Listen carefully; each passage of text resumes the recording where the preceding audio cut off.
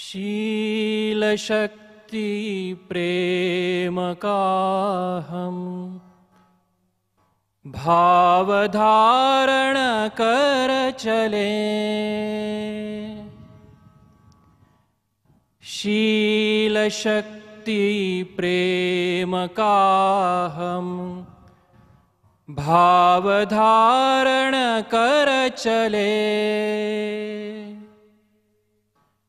राष्ट्रहित का ध्येय उरले विजय पथ पर बढ़ चले। संघ पथ पर बढ़ चले।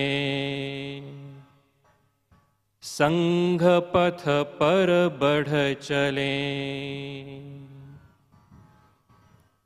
संघ की यह साधना है, हिंदू हिंदू एक हो। परस्पर सद्भाव में एक मन सह चित्त हो। संग खेले मन विमल हो सुसंस्कारित चले। राष्ट्रहित का ध्येय उरले विजय पथ पर बढ़ चले। संघ पथ पर बढ़ चले। संघ पथ पर बढ़ चले। भारती माता हमारी सब इसी के पुत्र हैं। भारती विकसित बनाने हेतु मन में चित्र है। मन बसा यह चित्र सब साकार करने मिल चले। राष्ट्रहित का ध्येय उरले विजय पथ पर बढ़ चले। संघ पथ पर बढ़ चले। संघ पथ पर बढ़ चले। वाणी का संयम संजोए परस्पर विश्वास से। सामरसता भाव उरले आपसी सहकार से। ध्येय पथ की साधना की पूर्ति हेतु सब चले। राष्ट्रहित का ध्येय उरले विजय पथ पर बढ़ चले। संघ पथ पर बढ़ चले। संघ पथ पर बढ़ चले। शील शक्ति प्रेम का हम भाव धारण कर चले। राष्ट्रहित का ध्येय उरले विजय पथ पर बढ़ चले। संघ पथ पर बढ़ चले। संघ पथ पर बढ़ चले। संघ पथ पर बढ़ चले।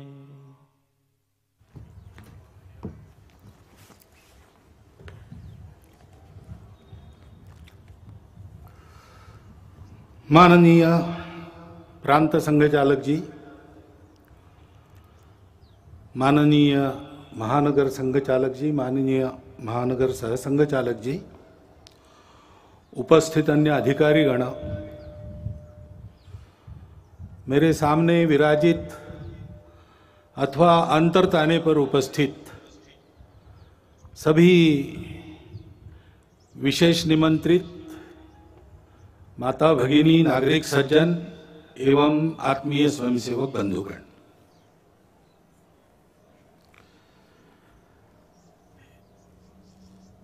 एक वर्ष के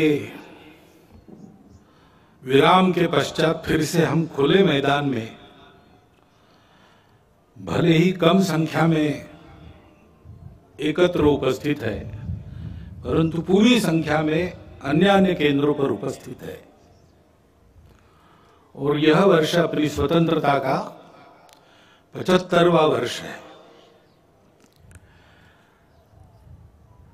15 अगस्त 1947 में को हम स्वतंत्र हुए। स्वाधीन हो गए। स्वतंत्र बनने की प्रक्रिया का प्रारंभ उस स्वाधीनता के कारण हम कर पाए, यानी अपने देश को चलाने के सूत्र हमने अपने हाथ में उस दिन लिए। अब चलाते चलाते अपने देश को स्व के आधार पर एक तंत्र पर खड़ा करने की प्रक्रिया वो चल रही है, क्योंकि स्वतंत्रता क्यों चाहिए इसके बारे में भी अपने देश में संघर्ष हुआ। स्वतंत्रता के लिए संपूर्ण भारत में समाज के सभी वर्गों से, देश के सभी क्षेत्रों से लोगों ने परिश्रम किए, संघर्ष किए, बलिदान दिए, त्याग और बलिदान के हिमालय खड़े किए। स्वतंत्रता और परतंत्रता, इसके बारे में सबकी कल्पनाएं समान सी थी। यानी 1857 के पहले 1830 के दशक में दक्षिण भारत में वीर पांड्य कट्टेबोमन के नेतृत्व में जो हुआ संघर्ष ब्रिटिशों के साथ, उसकी घोषणा करते समय एक पढ़ा गया, उसको कुंडरा नाम के ग्राम में पढ़ा गया, इसलिए उसको कुंडरा डिक्लेरेशन कहते हैं। उसमें यह कहा गया कि ये जो विदेशी बाहर से आए हैं इनका रंग सफेद है, इसलिए पूजा में कपूर और भोजन में नमक महंगा हो जाएगा अगर हमने इनको यहां राज्य करने दिया तो। और बहुत बाद में महात्मा गांधी जी ने और एक सत्याग्रह की शुरुआत मुट्ठी भर नमक उठाते हुए की। कहते हैं कि उसके कारण अंग्रेजों के विशाल साम्राज्य की बुनियाद की मिट्टी खसकी। तो इस प्रकार कुछ समान भाव, समान से भाव सबके मन में थे, आपस में संपर्क नहीं था तो भी, और इसलिए ऐसी कई बातें समान सी पाई जाती है उस संघर्ष में। ऐसा एक संघर्ष हुआ और उसके फलस्वरूप हम 15 अगस्त को स्वतंत्र हुए। परंतु कालांतर में स्व की कल्पना ढीली पड़ी, अस्पष्ट हुई। उसके कारण स्वतंत्र होना है, यानी क्या होना है, अपना स्व क्या है ये पता नहीं। स्व का विस्मरण तो बहुत दिनों से चल रहा था और इसलिए स्व को भूल गए तो स्वजनों को भी भूल गए और अपने आपस में ही भेद इतने बड़े हो गए, उससे हम जर्जर हो गए। एक दूसरे को बराबरी से देखने के लिए तैयार नहीं, आपस में संघर्ष, पंथ, प्रांत, जाति, भाषा, सब प्रकार के भेद, जो विविधता थी उसकी चौड़ी खाइयां बन गई हमको बांटने वाली। और इसमें स्व का भी विस्मरण, ठीक से स्मरण नहीं रहा, विस्मरण हो गया। और इसलिए जो चुनौतियां उस समय की थी उसके सामने एक स्पष्ट नीति लेकर हम खड़े नहीं हुए।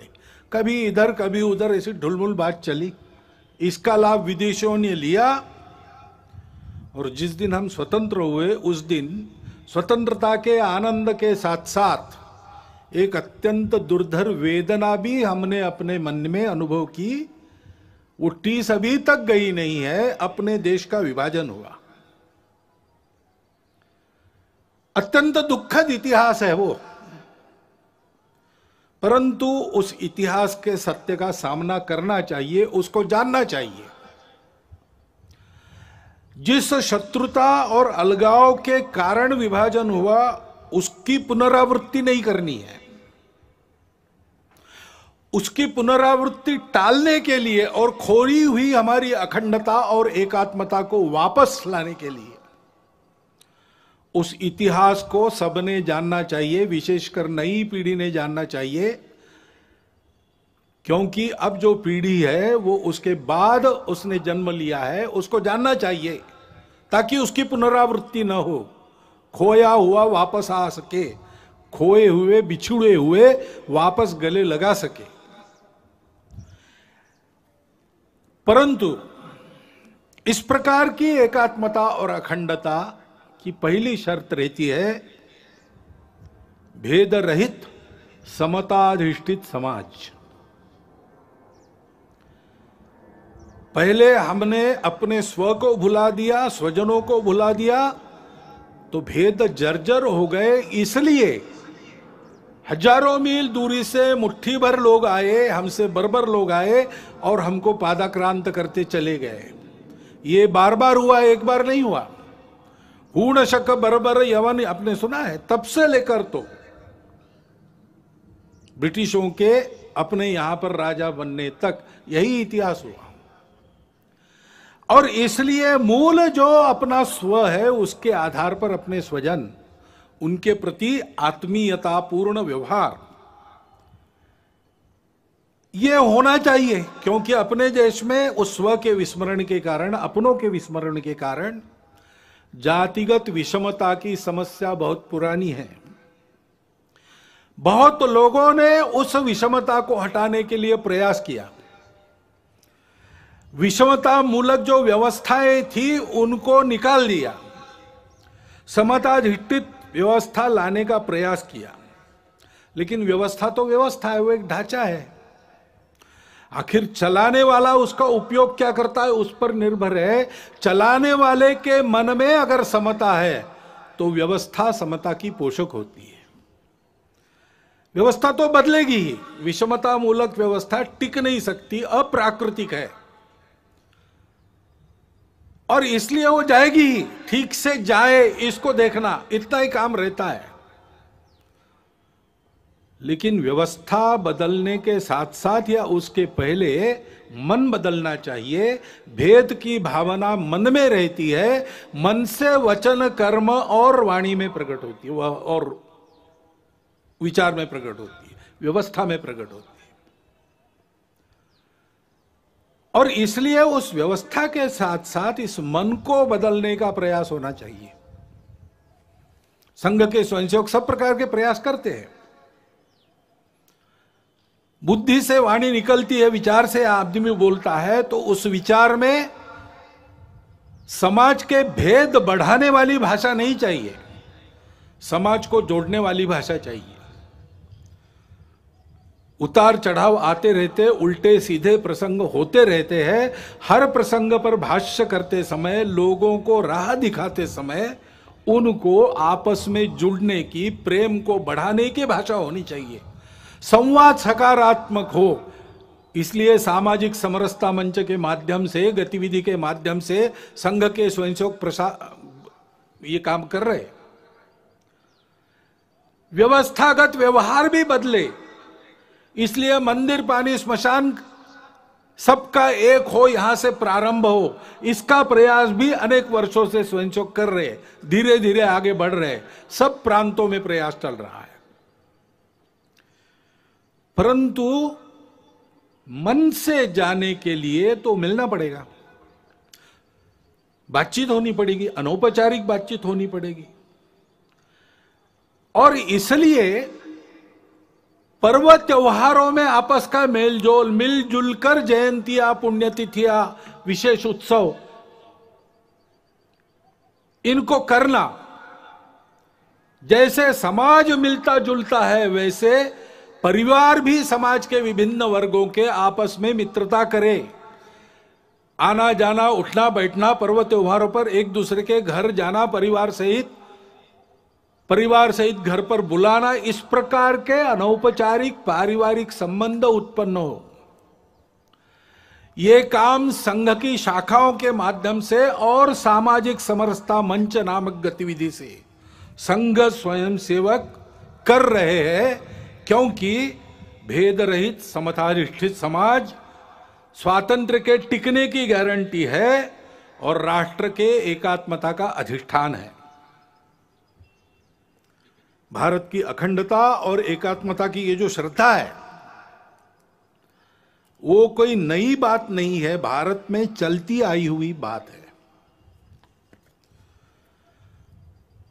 सनातन काल से चलती आई है। उसके लिए लोग काम भी करते आए हैं। हमारे इतिहास में प्राचीन समय से लेकर अब तक बहुत उदाहरण है, बहुत पर्व ऐसे हैं जिससे बार बार इस एकात्मता का और अधिष्ठान मजबूत बनाया गया है। श्री गुरु तेग बहादुर जी महाराज का 400 सालावा प्रकाश वर्ष है। उनका बलिदान क्यों हुआ था? इसलिए हुआ था कि ये जो भारतवर्ष की चलती आई हुई एकात्मता की, प्रेम की, अखंडता की परंपरा है, उसका आधार तो यही है कि हम सब विविधताओं को स्वीकार करते, पूजा की भी विविधताओं को स्वीकार करते हैं। और उस समय देश में यह अत्याचार चल रहा था कि अपनी पूजा बदलो नहीं तो मरो। तो कश्मीर से लोग गुरु जी के पास आए, हाथ जोड़कर सुरक्षा के लिए विनती की। तेग बहादुर जी चले गए दिल्ली बादशाह के सामने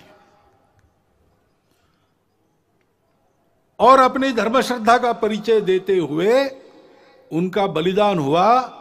उन्होंने अपना सिर दे दिया, परंतु भारतवर्ष में इस प्रकार की पूजा की स्वतंत्रता बनी रहेगी, सबकी पूजा स्वीकार होगी, कोई एक दूसरे की पूजा पर जबरदस्ती नहीं कर सकता। यह जो अपने भारतवर्ष के संस्कृति का सार है उसको उन्होंने दिया नहीं, सिर दिया, सार नहीं दिया। इसलिए हिंद की चादर कहलाए। भारतवर्ष की स्वतंत्रता, भारतवर्ष की एकात्मता, अखंडता के लिए बलिदानों, मिनी वीरों की सनातन काल से जो आकाश गंगा यहां चली आ रही है, उस आकाश गंगा के वे सूर्य से थे। वह कल्पना हमारी समान सी है और प्राचीन काल से चलती आई है। स्वतंत्र जीवन कैसा होता है, स्वतंत्रता क्या है? सबके सुख की कल्पना है। मंत्र पुष्प में हम कहते हैं अपुत्रा पुत्रिणः सन्तु पौत्रिणः अधना सधना सन्तु सर्वे सन्तु निरामया। सर्वत्र का भला, ऐसा कहते हैं। सबके सुख की कल्पना, किसी को नहीं छोड़ा, वसुधैव कुटुंबकम मानकर सब जिसमें सुखी हो और सबको एक साथ सुखी करने वाला, मनुष्य मात्र के तीनों पुरुषार्थ एक साथ साधने वाला, मनुष्य समूह सृष्टि को एक साथ सुखी कर सकने वाला, अर्थ कामों को नियंत्रण में रखकर मोक्ष की तरफ चलाने वाला, यह जो धर्म है उस धर्म का आविर्भाव अपने यहां हुआ। वो अध्यात्म आधारित है, अनुभूति आधारित है। हमारे स्वतंत्रता की वह आध्यात्मिक कल्पना है और इसलिए हम जानते हैं पसायदान में उस स्वतंत्र सुखी जीवन की कल्पना ज्ञानेश्वर महाराज ने की है। जे खड़ांची व्यंकटी सांडो तया सत्कर्मी रतिवाड़ो, भूता परस्परे पड़ो मैत्र जीवान से, दुरितान से तिमिर दावो विश्व स्वधर्म सूर्य पाओ, जो जे वांछील तोते लाहो प्राणी जाता। फिर से सबके सुख की कल्पना है, सबके कामना पूर्ति की कल्पना है, परंतु आधार क्या है? दुष्टों के बारे में भी ये कहा उनका टेढ़ापन जाए, उनकी अच्छे कामों में रुचि बढ़े, प्राणी मात्र में परस्पर सौहार्द, प्रेम, आत्मीयता का संबंध हो, सबके संकट दूर हो, सब अपने अपने स्वधर्म को अनुभूत करके चले, स्वधर्म पर चले, तब सबकी इच्छाएं पूरी होगी। प्राणी जात तो सुखी होंगे, जिनमें प्राण है वो सब सुखी होंगे, सुख दुख का अनुभव कर सकने वाले सब सुखी होंगे। रविन्द्रनाथ टैगोर ने बाद में कहा, कोई अलग बात नहीं की, चित्त जथा भय शून्य उच्च जथा शिर। जहां चित्त भय से शून्य हो, जहां हम गर्व से माथा ऊंचा करके चल सके, जहां ज्ञान मुक्त हो, जहां दिन रात विशाल वसुधा के खंडों में विभाजित कर छोटे और छोटे आंगन न बनाए जाते हों, संपूर्ण मानवता की एकता की कल्पना, जहां हर वाक्य हृदय की गहराई से निकलता हो, सत्य पर चलने की कल्पना, हर दिशा में कर्म के अजस्त्र नदी के स्रोत फूटते हो और निरंतर अबाधित बहते हो, निरंतर कर्मशीलता आदि आदि जो पूरी कविता उनकी है, वो हमारे स्वतंत्र जीवन की कल्पना देती है और उसके पीछे जो स्व है उसका आधार आध्यात्म है, स्पष्ट करती है। और इसलिए योगी अरविंद, जिनकी 150वीं जयंती है, उन्होंने भी यही बात कही है, हमारे स्व का अधिष्ठान स्पष्ट किया है, हमारे राष्ट्रीयता की कल्पना को उच्च रव से कहा है। गांधी जी इसी आधार पर बोलते थे। उनको सबूत की आवश्यकता पड़ी तो धर्मपाल जी ने सबूत जुटाए और आजीवन तपस्या की।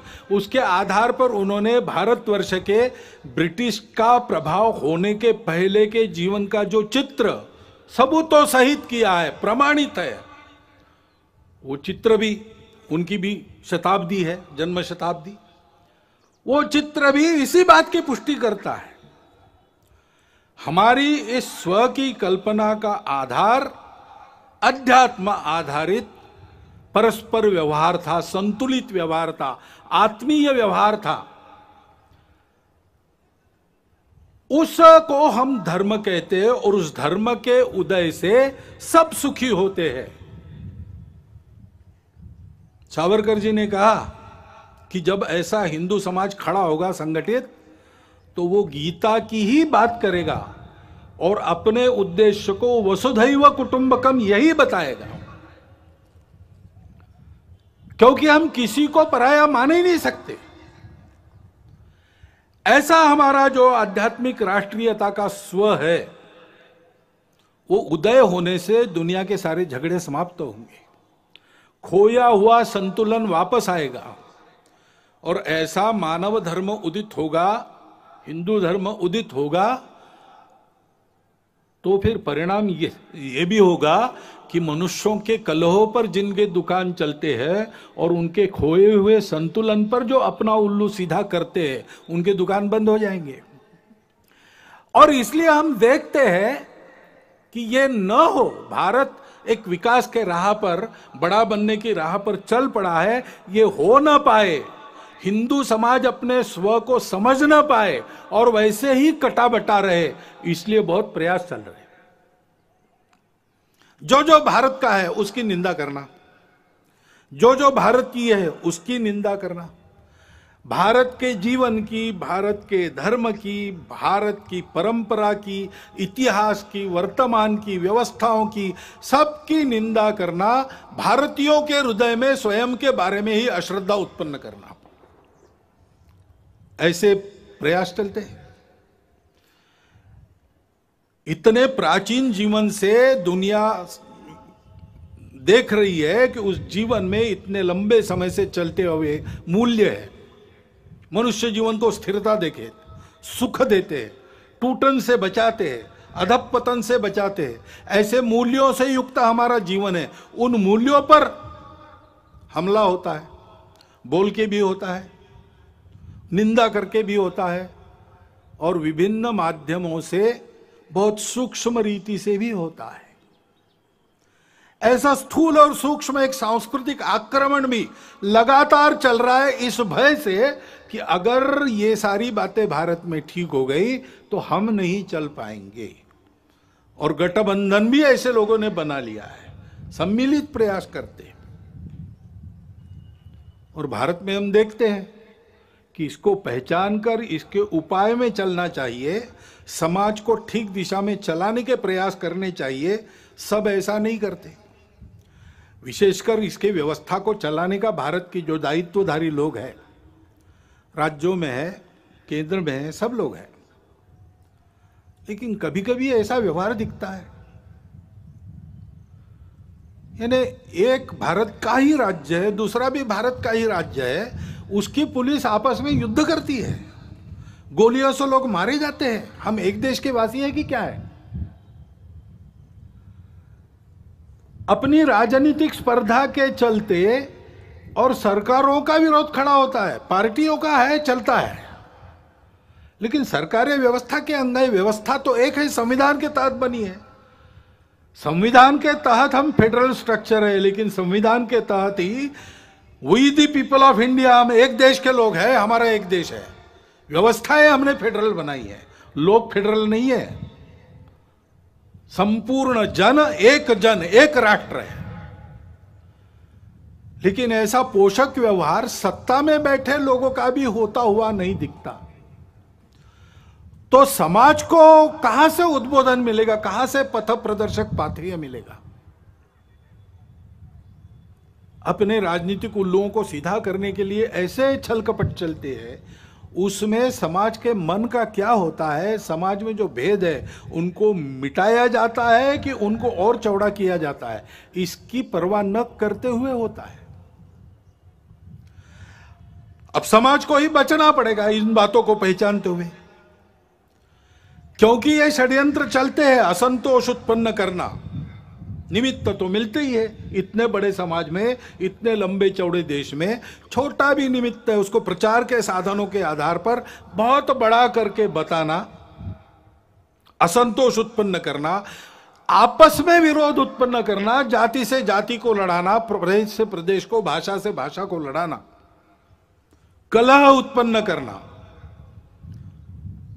और आतंक का वातावरण उत्पन्न करते हुए इसको शमन करना चाहने वाले शक्तियों को दबाने का प्रयास करना और एक तरह से देश में अराजकता उत्पन्न हो, ऐसा प्रयास करना, ये भी प्रयास चल रहे हैं।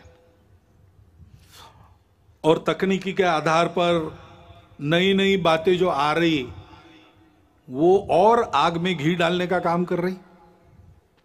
नियंत्रण नहीं है उसका। ओटीटी प्लेटफॉर्म्स है, उस पर कैसे कैसे चित्र आते हैं, क्या क्या आता है। अभी तो कोरोना में बालकों के हाथ में भी मोबाइल आ गया और ऑनलाइन तो देख ही रहे, और क्या देखते क्या नहीं इसका कोई नियंत्रण नहीं। और ओटीटी प्लेटफॉर्म पर क्या दिखाना, इसका भी कोई नियंत्रण नहीं। देश में तरह तरह के नशीले पदार्थ आते, उनकी आदतें बढ़ रही है। वो कैसे रोकी जाए, कैसा हो, पता नहीं। उच्च वर्ग से लेकर तो बिल्कुल आखिरी आदमी तक समाज के जितने भी स्तर है, सब में भयंकर व्यसन। और उस व्यापार से आने वाला पैसा किसके हाथ में जाता है, हम सबको पता है। देश विरोधी कार्यों में उसका उपयोग होता है। सीमा पार के देश उसको प्रोत्साहन करते हैं। ऐसी सारी बातें चल रही है और अनियंत्रित बातें भी बढ़ रही है। बिटकॉइन जैसी करेंसी है, किस राष्ट्र का, किस नियम का उस पर नियंत्रण है, मुझे नहीं पता। एक स्पर्धा खड़ी हो रही है। इन सब बातों को नियंत्रित करना, समाज के हित में चलाना, ड्रग्स जैसे व्यसनों का पूर्ण निराश हो, इसका प्रयास करना, ये शासन को करना चाहिए, करना पड़ेगा। परंतु शासन तो अपना काम आज नहीं कल करेगा, करने का प्रयास कर भी रहा है। वो यशस्वी आज न कल होगा, परंतु तब तक के लिए इसका बचने का क्या, और बाद में भी बचने की क्या बात है, कैसे होगा? तो अपने यहां पर एक वाक्य सर्वत्र लिखा मिलता है, मन का ब्रेक उत्तम ब्रेक। समाज का मन तैयार होना चाहिए, नई पीढ़ी का मन तैयार होना चाहिए। बालकों का, शिशुओं का मन घर में तैयार होता है। नव तरुण होने के बाद जब दुनिया में जाता है और वो दुनिया के आगे खड़ा होता है, तो उस व्यक्ति को क्या लेना क्या नहीं लेना, क्या ठीक है क्या गलत है, इसका विवेक जो मिलता है वो घर से तैयार होके मिलता है, माता पिता के आचरण के उदाहरण से मिलता है, घर में जो अपनी कुलरीतियां पद्धतियां चलती है उसके संस्कारों से मिलता है। उनको ठीक करने से बहुत सारी बात बिना शासन के भी हम कर पाएंगे। और इसलिए कुटुंब प्रबोधन की गतिविधि हमारे स्वयंसेवक चलाते हैं। सप्ताह में एक बार कुटुंब के लोग बैठते और आपस में संवाद करते हैं, मुक्त चर्चा करते हैं। स्वभाषा स्वभूषा, अपना भजन भवन भ्रमण भोजन किस प्रकार से चलता है, कम से कम अपने घर की चौखट के अंदर हम लोग अपने स्व के आधार पर आचरण करते कि नहीं, घर में अपनी भाषा बोलते हैं कि नहीं, कागजों पर अपना हस्ताक्षर करते हैं तो अपनी मातृभाषा में करते हैं कि नहीं, करना चाहिए। जहां टाल सकते हैं विदेशी भाषा को टालो, जहां उसका उपयोग है और जहां अनिवार्य है वहां तो करना ही पड़ेगा, करेंगे भी, हमको किसी भाषा से थोड़ी बैर है। परंतु स्वभाषा स्वभूषा, अपना भजन अपना भोजन, इसका एक महत्व है। स्व का ज्ञान परंपरागत रीति से पीढ़ी दर पीढ़ी बनता रहे, इसलिए उस आचरण के बारे में चर्चा। और मैं अपने लिए रोज कुछ करता हूं, परिवार के लिए रोज करता हूं, समय देता हूं, पैसा देता हूं, देश समाज के लिए रोज क्या करता हूं, कितना खर्चा रोज करता हूं, इसका विचार होके ऐसे छोटे छोटे संकल्प लेना और उसके आधार पर परिवार में सब लोगों का मन बनना चाहिए, नई पीढ़ी का भी बनना चाहिए। तो इस प्रकार के विपरीत वातावरण में भी उनकी प्रतिकार शक्ति जागृत रहने से, विवेक शक्ति जागृत रहने से वो उचित का ही चयन करेंगे।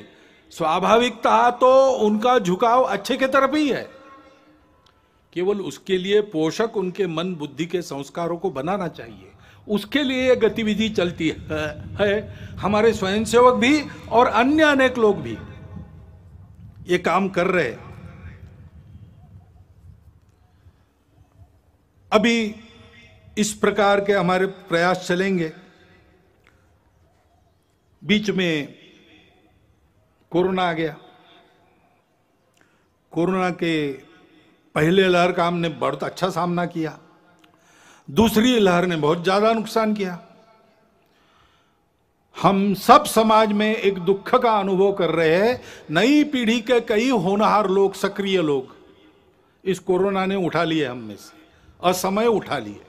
उसका बहुत दुख है, उनके प्रति श्रद्धांजलि है।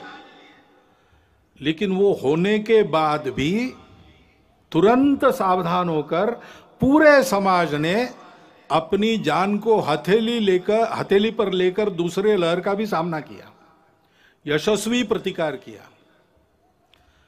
और अब तीसरे लहर की आशंका है तो भी अपना देश कोरोना के प्रतिकार में दुनिया में सबसे आगे है। ये परिस्थिति है। ऐसे कार्यकर्ताओं का अभिनंदन भी है, सारा देश अभिनंदन कर रहा है, हम भी उसमें सहभागी।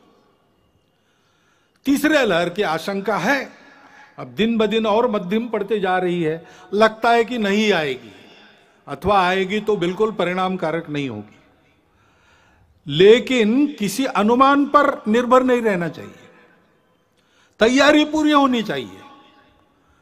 गांव स्तर तक हर गांव में 5-7 कोरोना योद्धाओं की टोली तैयार रहे। इसलिए संघ ने देश भर में प्रशिक्षण का कार्यक्रम लगभग पूरा कर लिया है और उसके आधार पर इस कोरोना से लड़ाई होगी, ठीक से होगी। आएगा नहीं ऐसी आशा करते हैं, लेकिन आएगा तो क्या करना उसकी पूरी तैयारी है और हम इस कोरोना को मात देंगे।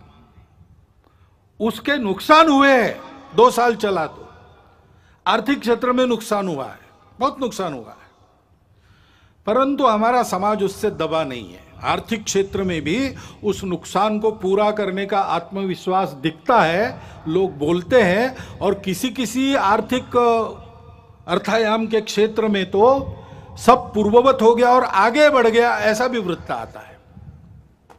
स्व के बारे में अपने समाज की प्रवृत्ति निश्चित रूप से बढ़ी है। अभी राम मंदिर का धन संग्रह हमने किया गांव गांव जाके, तो वहां भी यही अनुभव आया। स्फूर्त रूप से समाज के सभी जाति वर्गों का, सभी भौगोलिक क्षेत्रों से उत्तम सहयोग मिला, और एक ही भावना के कारण कि कुछ हमारा हमने वापस लाया है, उसको खड़ा कर रहे हैं। सब लोग राम की पूजा करने वाले लोग नहीं थे, परंतु सबका योगदान है, सबका उत्साह है, और वो स्व प्रकट भी हो रहा है, वो उत्साह प्रकट भी, उस आत्मविश्वास का परिणाम भी दिख रहा है। अभी ओलंपिक और पैरा ओलंपिक में कितने मेडल, ओलंपिक में 1 गोल्ड, 2 सिल्वर और 4 ब्रॉन्ज, यानी स्वर्ण, रौप्य और कांस्य। और पैरा ओलंपिक में 5 स्वर्ण, 8 रौप्य और 6 कांस्य पदक हमारे खिलाड़ियों ने प्राप्त की। ये उत्साह कहां से आया? बहुत परिस्थितियां उनकी बदली है, ऐसा नहीं है, परंतु देश के लिए कुछ कर गुजरने की प्रवृत्ति बनी है। और इसलिए यह कोरोना की आपत्ति हमारे लिए स्व का चिंतन करने का एक अवसर भी बनी है। हमने अनुभव किया अपने स्व पर आधारित कई बातें कितनी उपयोगी है। उदाहरणार्थ अपने स्वास्थ्य का विषय है। स्वास्थ्य मनुष्य की ऐसी आवश्यकता है, उसको पूरा करने के लिए वो कुछ भी कर लेगा।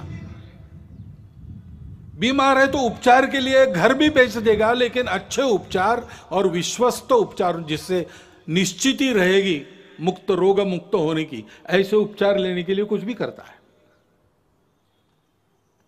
तो हमने देखा कि देश में सबकी इच्छा है चिकित्सा सबको सुलभ रहे, सबके पास पहुंच सके, और चिकित्सा महंगी न हो, सब आयु वर्ग के लोग उसका लाभ ले सके। वो सस्ती और सुलभ चिकित्सा पानी है तो स्व के आधार पर क्या विचार करेंगे? पहली बात है कि हमारी परंपरा में केवल इलनेस का, बीमारी का विचार नहीं किया, हमने वेलनेस का भी विचार पहले से किया है। आयुर्वेद में एक पूरा प्रकरण स्वास्थ्य वृत्त है, बीमार नहीं कैसे पड़ना। उसमें जैसे स्वच्छता का महत्व है, उस पर तो कई वर्षों से हम आगे आगे बढ़ रहे हैं। लोक स्वास्थ्य का, पब्लिक हेल्थ का विषय है, उस पर भी हमको बहुत तरीके से आगे जाना पड़ेगा, क्योंकि उसमें शासन को भी बहुत कुछ करना पड़ता है, समाज को भी बहुत कुछ करना पड़ता है। अपने घर की और स्वयं की स्वच्छता तो हम देख लेंगे, अपने मोहल्ले की स्वच्छता पर भी ध्यान देना पड़ेगा। सार्वजनिक स्थानों पर स्वच्छता बरतने की आदत लगानी पड़ेगी। स्वच्छता के लिए नंबर मिलते हैं आजकल शहरों को, अच्छी बात है, लेकिन दिखने वाली स्वच्छता और जहां नहीं कोई देखता वहां स्वच्छता नहीं, ऐसे लोक स्वास्थ्य में नहीं चलता। बीमारी हवा से भी आती है, और इसलिए लोक स्वास्थ्य के नियमों का ध्यान रखना और जीवन शैली मुख्यतः ठीक करना। प्राकृतिक जीवन शैली चाहिए, जितनी प्रकृति के पास रहेगी उतना हम स्वस्थ रहेंगे। पर्यावरण के साथ मेल खाने वाली जीवन चाहिए। हम बेतहाशा रासायनिक खेती का प्रयोग करेंगे तो कैंसर तो बढ़ेगा ही। हम अगर हर जगह प्लास्टिक से प्रदूषण लाएंगे तो हम जिस सांस से हवा भरते हैं वो सांस अपनी विषैली हो जाएगी। और इसलिए हमारे यहां पानी का उपयोग ठीक से करना, नाप तोल कर करना।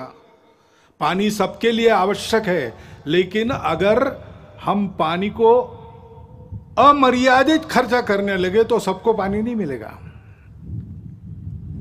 और सब सुखी होंगे तभी हम सुखी होंगे, नहीं तो नहीं होंगे। प्लास्टिक का उपयोग कम से कम करना चाहिए, कम से कम, जिसको अंग्रेजी में सिंगल यूज प्लास्टिक कहते हैं, उसको तो आप जीवन से हटाने की बारी आ गई है। और जहां बनता है, घर से लेकर, आंगन से लेकर, मोहल्ले, गांव, जंगलों, खेतों तक हरियाली बढ़ाना, वृक्षारोपण करना, ये करने की आवश्यकता है। उसके लिए पर्यावरण गतिविधि चलाते हैं स्वयंसेवक, पर्यावरण के क्षेत्र में बहुत लोग काम करते हैं, जल संधारण से लेकर सारी बातों में। पर्यावरण गतिविधि प्रत्येक परिवार में पानी बचाना, प्लास्टिक हटाना और हरियाली बढ़ाना, इन तीन का छोटी छोटी बातों से लेकर सब में आचरण उत्पन्न हो, इसके लिए प्रयास करती है। क्योंकि ये ऐसी जो पर्यावरण की शैली है वो स्वास्थ्य को भी ठीक करती है और खर्चा भी बचाती है। कोरोना काल में जितने विवाह हुए कितने सस्ते में हुए।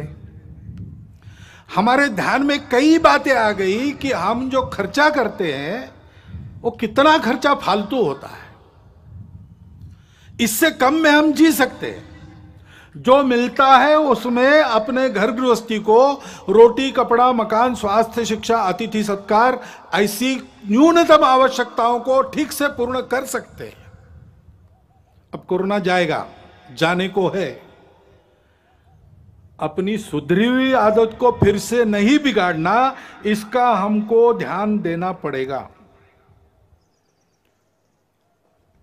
और इसलिए पर्यावरण के साथ स्वास्थ्य को साधते हुए हमको यह भी प्रयास करना पड़ेगा कि सब प्रकार की पैथियों को मान्यता देते हुए अपने अपने पैथी का अहंकार, अभिमान तो रहना चाहिए, गौरव तो रहना चाहिए, अहंकार नहीं होना चाहिए।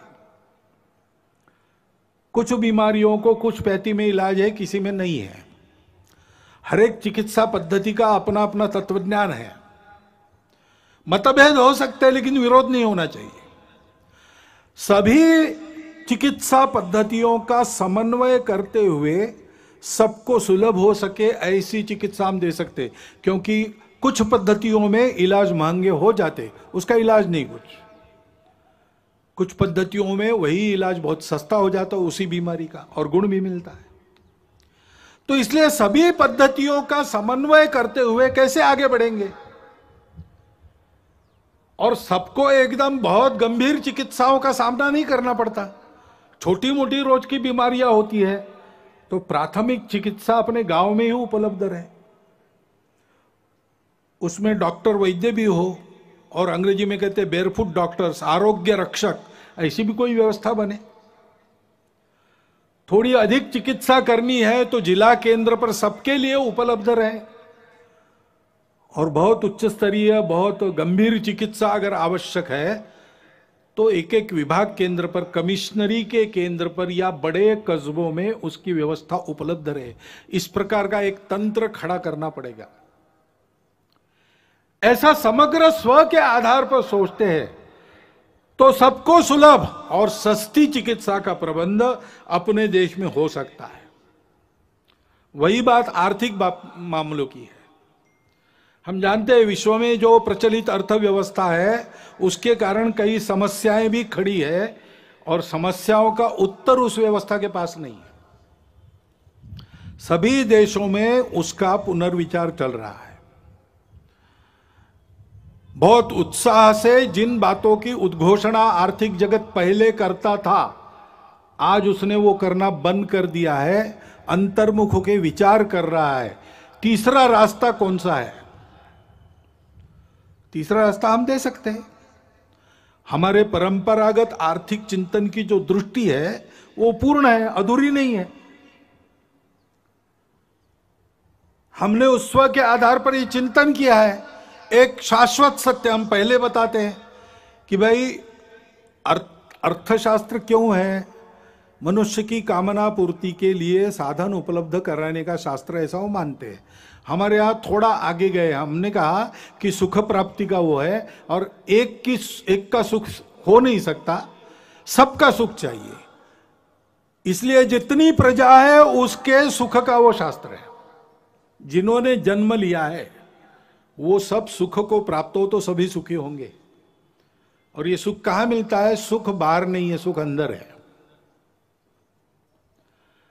और इसलिए अंदर के सुख को प्राप्त करेंगे तो बाहर की वस्तुओं से हम पर्याप्त सुख ले सकते हैं, अपने अंदर ही है वो, लेकिन उसके लिए बाहर की वस्तुएं पर्याप्त हो सकती है। नहीं तो सिद्धांत तो प्रचलित सिद्धांत कहता है means are limited, ends are endless. हमारे यहां इस सत्य को मान्य करके कहा है कि ऐसी अवस्था में अगर उपभोग करना है तो संयम आवश्यक है, क्योंकि सुख उसमें नहीं है, वस्तु में, सुख हमारे अंदर है। तो बांटकर खाओ, उस सुख के पीछे बहते मत जाओ, सुख पर तुम्हारा नियंत्रण चाहिए। और इसलिए संयम पूर्ण उपभोग, न्यूनतम आवश्यक जितना है उतना उपभोग, क्योंकि यह सब हमारा नहीं, मेरी अपनी प्रॉपर्टी नहीं है, इस पर मालकियत किसकी है? किसी की नहीं। ईशावास्यमिदं सर्वम, भगवान का बनाया है, भगवान का है, उसने उसका यथोचित उपयोग जिसके लिए रखा है वो लेगा। सबका होने के बाद बचेगा, उसमें मैं अपने को चलाऊंगा। तेन त्यक्तेन भुंजित। मनुष्य प्राकृतिक और मानव निर्मित धन का स्वामी नहीं है, विश्वस्त है। उसको दो हाथों से कमाना है, लेकिन उसके आधार पर सारी सृष्टि को चलाना है, हजार हाथों से बांटना है। इस दृष्टि के आधार पर अपने यहां का आर्थिक विचार खड़ा है, वो एकांतिक नहीं है। उसमें मनुष्य को सृष्टि के अंग के नाते देखा गया है, सृष्टि का मालिक नहीं, कॉन्करर नहीं, कॉन्करिंग द नेचर गलत बात है, नर्चरिंग द नेचर। सृष्टि से जितना चाहिए उतना लेना और दाम दुगना वापस करना, गिविंग बैक। इस आधार पर हमारा अर्थ विचार खड़ा है, और इसलिए वो एकांगी नहीं है। वो सब जगह परिवार की कल्पना करता है। कृषि श्रेष्ठ है कि उद्योग श्रेष्ठ है कि व्यापार श्रेष्ठ है? अरे भाई, तीनों अपने अपने जगह श्रेष्ठ है, तीनों को मिलकर चलना चाहिए। उद्योग चलेगा मालिक के लिए चलेगा कि मजदूर के लिए? अरे भाई, मालिक मजदूर बीच में जो व्यापारी है वो और ग्राहक, सबको एक परिवार मानकर सबके हित का विचार करके चलेगा। सबको अपना अपना कर्तव्य पूरा करते हुए संयम से बरतना पड़ेगा, तब सबकी कामना पूर्ण होगी। इस प्रकार के आर्थिक विचार के आधार पर आज के देशकाल परिस्थिति में क्या सुसंगत हो सकता है? हमारा प्रदीर्घ जीवन रहा है, उस प्रदीर्घ जीवन में हमने भी पुरुषार्थ किया है, और ईस्वी सन 1 से लेकर तो 17वीं सदी तक हम दुनिया के सर्वसमर्थ आर्थिक देश थे। विलियम डैलिरिम्पल वगैरह डाटा दे रहा है। यह अगर वस्तु स्थिति है तो हमारे इतने लंबे आर्थिक अनुभव से हमने जो शाश्वत तत्व निकाले हैं उसके आधार पर हमको चलना पड़ेगा। जमाना बदला है, ऊपर ऊपर का परिवर्तन उतना जरूर करना पड़ेगा। विश्व भी अब 2-4 हजार साल चला है अर्थ पुरुषार्थ में, उसका भी कुछ अनुभव है, वहां से भी जो उपयुक्त है वो लेना पड़ेगा। स्वदेशी को काल सुसंगत बनाना और विदेशी को देश सुसंगत बनाना, इसके आधार पर अपने स्व पर आधारित एक नया आर्थिक प्रतिमान संपूर्ण दुनिया को देना, ये दुनिया की अभी आवश्यकता है। और स्वातंत्र्य में हमारे स्व के प्रगटीकरण का एक स्वाभाविक आविष्कार है, इसकी चिंता हमको करनी पड़ेगी। और ये बात जब सोचते हैं तो एक सब लोग आजकल कहते हैं, पहले इतना नहीं कहते थे, आजकल कहते हैं, वो कहते हैं ये जनसंख्या क्या क्या करेंगे, बढ़ती जा रही जा रही है, तो जनसंख्या नीति तो होनी चाहिए।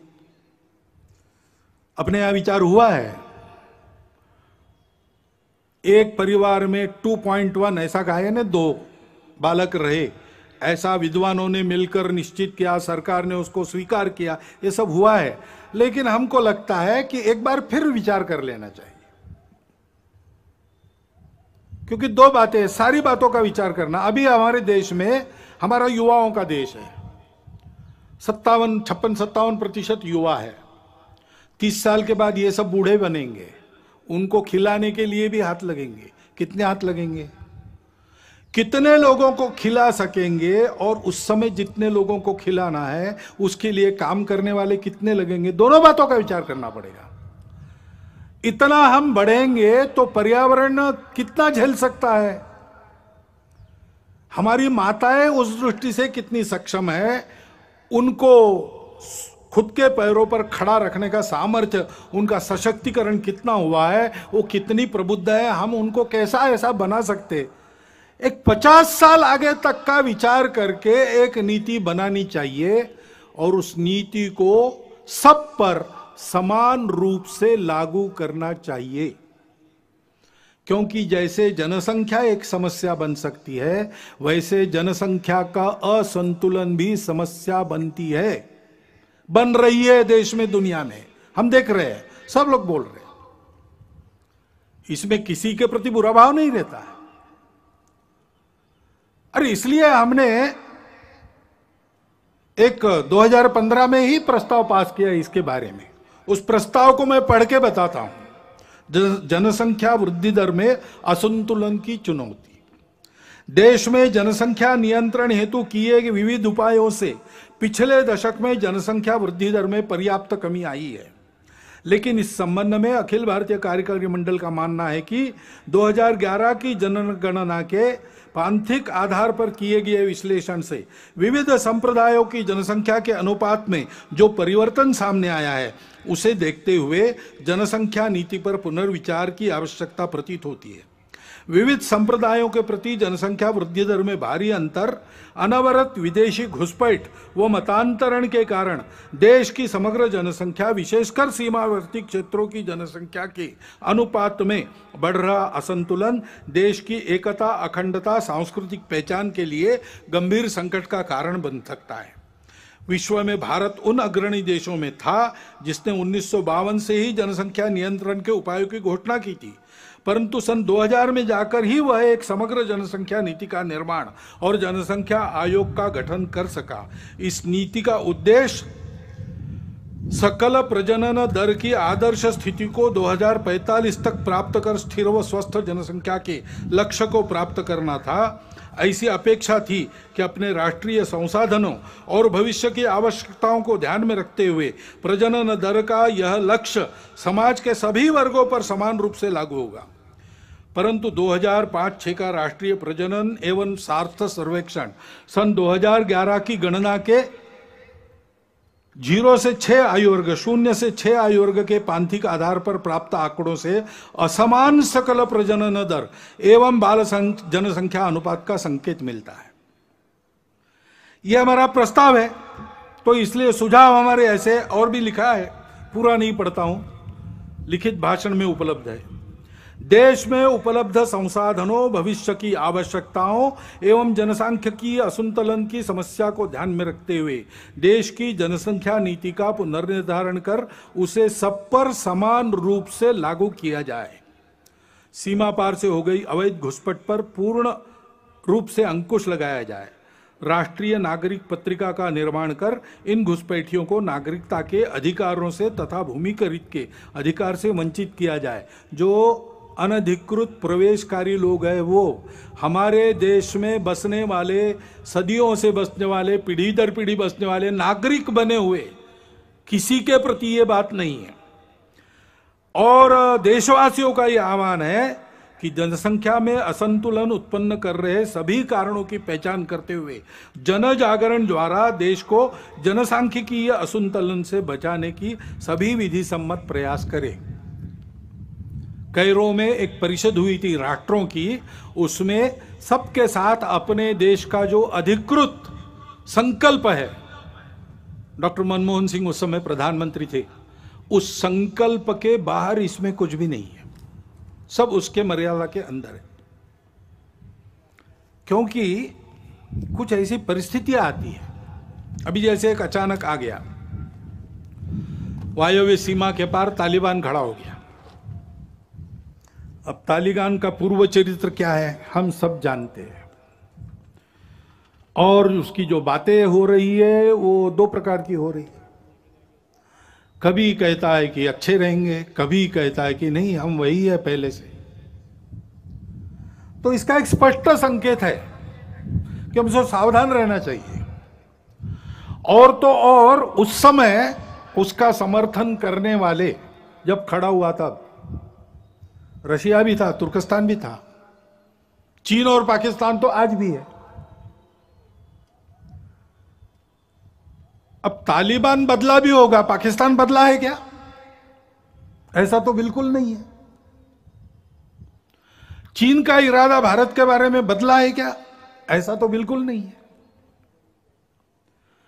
और इसलिए यह मानते हुए भी हृदय परिवर्तन हो सकता है, बुरा से बुरा आदमी भी बदल सकता है, बातचीत से संवाद से बातें हल होती है, प्रेम से अहिंसा से मामला ठीक हो सकता है, इसको मानना चाहिए, इसके प्रयास भी जारी रखने चाहिए, लेकिन अपनी सावधानी अपनी तैयारी को पूर्ण रखते हुए हमको सजग भी रहना चाहिए।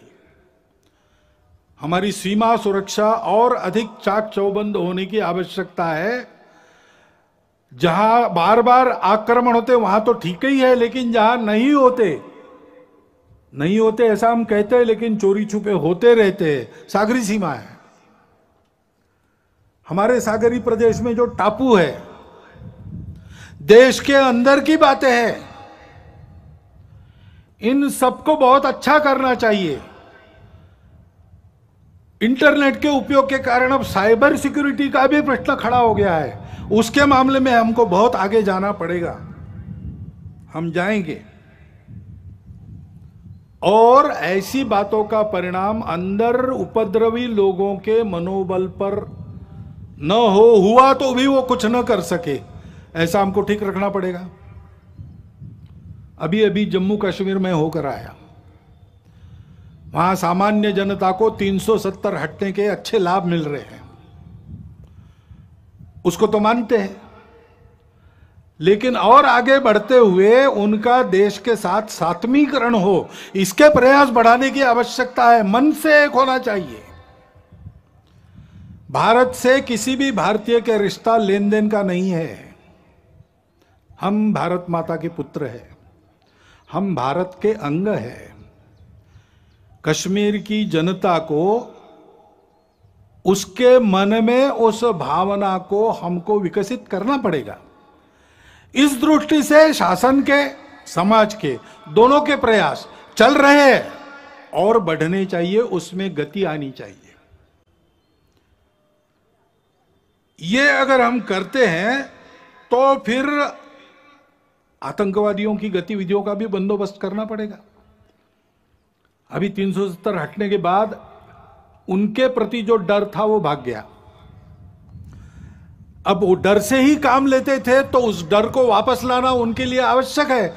इसलिए चुन चुन कर जैसे पहले करते थे, मनोबल गिराने के लिए टारगेटेड वायलेंस, लक्षित हिंसा वो कर रहे हैं। उद्देश्य कई है उनका कि अपने डर को फिर से स्थापित करना, और समाज वहां संघर्ष कर रहा है।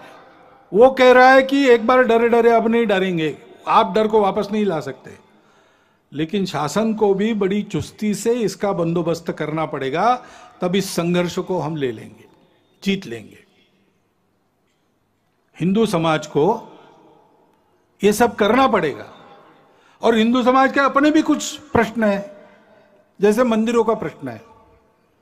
हिंदू समाज के मंदिरों की स्थिति बहुत अच्छी नहीं है, लेकिन देश के हर भाग में अलग अलग है। दक्षिण के प्रायः सभी मंदिर सरकार के अधीन है। छोटे छोटे मंदिर जो स्वतंत्र है वो उपेक्षित है। बाकी भारत में कुछ मंदिर सरकार के अधीन है, कुछ मंदिर भक्तों के अधीन है। सरकार के अधीन भी कुछ मंदिर बहुत अच्छे चलते हैं, बहुत सुंदर, साफ सुथरे, प्रेरणा देने वाले, भक्तों की मदद, समाज की सेवा करने वाले। सरकार के अधीन भी है और भक्तों के अधीन भी मंदिर बहुत अच्छे चल रहे। दिल्ली का झंडे वाला मंदिर है, अपने आप पास में शेगांव का मंदिर है, भक्तों के अधीन है, उत्तम चल रहे, व्यवस्थित चल रहे, पवित्र चल रहे, स्वच्छ चल रहे, और समाज की भी कई प्रकार से सेवा करते हैं। ऐसे व्यवस्थापन की दृष्टि से वैष्णो देवी मंदिर सरकार ने लिया, वो ठीक ठीक चल रहा है। जगमोहन जी थे, वो श्रद्धालु थे, इसलिए ठीक हो गया प्रबंध। लेकिन जहां ऐसा नहीं है वहां क्या हो रहा है? लूट चल रही है। मंदिरों की जमीन बेची गई, मंदिर की संपत्ति हड़पी जाती है। हिंदू मंदिरों की संपत्ति अहिंदू जिनको हिंदू देवी देवों पर श्रद्धा नहीं है उनके लिए लगाई जाती है। हिंदू को भी आवश्यकता है, वहां नहीं लगाई जाती। और इसलिए सुप्रीम कोर्ट के निर्णय भी है, सब प्रकार के हैं। यह भी कहा है सुप्रीम कोर्ट ने कि मंदिर के मालिक भगवान है और कोई नहीं हो सकता, पुजारी केवल व्यवस्थापक है। यह भी कहा है सुप्रीम कोर्ट ने कि सरकार व्यवस्था उत्पन्न करने के लिए कुछ समय तक ले सकती है, 1, 2, 3 वर्ष, उसके बाद वापस करना पड़ेगा। और इसलिए एक बार इसका निर्णय होना चाहिए ठीक से। और निर्णय यह भी होना चाहिए हिंदू समाज इन मंदिरों को कैसे रखेगा। हिंदू समाज की क्या व्यवस्था है अपने मंदिरों को जैसे वो पहले समाज के जीवन के केंद्र हुआ करते थे वैसे चलाने का। क्योंकि हिंदू समाज की श्रद्धा जगे, हिंदू समाज का बल जगे, हिंदू समाज के लोगों के आपत्तियों का निवारण हो, उनको श्रद्धा मिले, उनको सहारा मिले।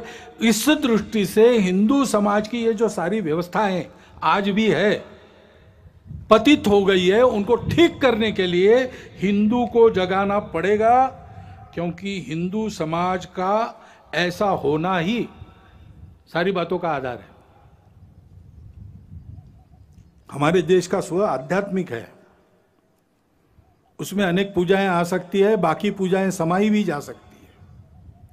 वो पूजा पर निर्भर नहीं करता। शासन प्रशासन देश को कैसे चला गया एक बात होती है, लेकिन देश को तो सही अर्थों में समाज चलाता है। और अपने समाज का जो स्व है वो स्व छोटी पहचानों के संकुचित अहंकार को भूलकर उनको स्वीकार करना, पहचानों को उनका पूर्ण सम्मान करना, उन सब पहचानों को आदर और विकास का अवसर मिलना, परंतु उसके अहंकार में फंसना नहीं। उससे बड़ा हम सब एक समाज है। ये संपूर्ण भारतवर्ष हमारी मातृभूमि है। राष्ट्र हमारे यहां राज्य आधारित नहीं है, नेशन स्टेट नहीं है। हमारे यहां जनपदवती भूमि ये राष्ट्र का आधार है। जनपद यानी समाज, समाज यानी केवल भीड़ नहीं, समाज यानी एक समान लक्ष्य लेकर आगे बढ़ने वाला समूह, परस्पर आत्मीयता का संबंध रखने वाला, एक मातृभूमि का अपने आप को मानने वाला। यह भारतवर्ष व्यवस्थाओं में भी विविधता, लेकिन सदैव एक राष्ट्र रहा है। और उसका स्व है सभी विविधताओं का स्वीकार, सम्मान। सब उपासनाओं का हम स्वीकार कर सकते हैं। यह बात सही है कि उपासना आक्रमणकारियों के साथ भी दुनिया की 2 यहां आई है, शरणार्थी होकर भी दुनिया की 2 उपासनाएं यहां आई है, यहूदी और पारसी। इस्लाम और ईसाइयत आक्रामकों के साथ प्रवेश कर गई या आक्रामकों के साथ बढ़ी, लेकिन वो इतिहास हो गया। उन आक्रामकों के साथ नाता नहीं है किसी का। सब अपने उन हिंदू पूर्वजों के वंशज है जो इस विविधता को एकता का ही आविष्कार मानकर सबका स्वीकार सम्मान करते थे, आपस में प्रेम से मिलजुल कर रहते थे और सभी एक दूसरे का आदर करके चलते थे। उन्हीं हिंदू पूर्वजों को सब वंशज है। वही भारतवर्ष सबकी मातृभूमि है, जिसके सिवाय किसी को गति नहीं है और कहीं। और उसकी यह सबको अपना मानने वाली सा प्रथमा संस्कृति विश्ववारा, ऐसा गौरव से जिसको कहा गया है, मनुष्य में मनुष्यत्व को जागृत करने वाली उस संस्कृति का असर सब पर है। उस संस्कृति को मानकर सब पर चलना, यह सबने मान्य करना चाहिए। इसमें किसी को पूजा नहीं छोड़नी पड़ती, भाषा नहीं छोड़नी पड़ती, कुछ नहीं छोड़ना पड़ता। अपना कट्टरपन, अपने मन के अलगाव की भावना और अपनी छोटी पहचानों का अनुचित अहंकार छोड़ना पड़ता है। उसका गौरव सुरक्षित रहता है, उसकी प्रतिष्ठा, उसका स्वीकार सम्मान सुरक्षित रहता है। राष्ट्रवासियों के लिए इस आह्वान का स्वीकार करके ही भारत की एकात्मता, अखंडता वापस आएगी। यही इमोशनल इंटीग्रेशन कहा गया है, जिसका आह्वान अपने संविधान ने किया है। इसके लिए सबने प्रयास करना चाहिए, ऐसा दिग्दर्शन किया है। और यह सारा तब समझेंगे लोग जब हिंदू समाज ऐसा होकर दिखेगा। हम अपने छोटे छोटे अहंकार भूलकर सबको अपनाने की नियत रखें। हमारी संस्कृति तो सबको अपनाती है, हमको डर नहीं लगना चाहिए किसी को अपनाते समय। डर लगता है क्योंकि हम दुर्बल हैं। हमको शक्ति संपन्न होना पड़ेगा। मैं शंकर का वह क्रोधानल कर सकता जगती क्षार क्षार, ऐसा बल होना पड़ेगा। लेकिन जगती को क्षाक्षार नहीं करना है, भूभाग नहीं, शत शत मानवों के हृदय जीतने का निश्चय। जो हाथ उठाए उसका हाथ न रहे, इतना सामर्थ्य होना चाहिए। लेकिन सामर्थ्य का उपयोग क्या करना चाहिए? दुर्बलों की रक्षा। शील और शक्ति को साथ में लेकर हिंदू समाज को चलना चाहिए, क्योंकि दुनिया दुष्टों की है, वो बिना शक्ति सत्य को भी नहीं मानती। तो हिंदू समाज को अपने भेद भूलकर संगठित होना पड़ेगा, शक्ति संपन्न होना पड़ेगा। सबको समझना पड़ेगा कि इस अर्थ में हम सब हिंदू हैं।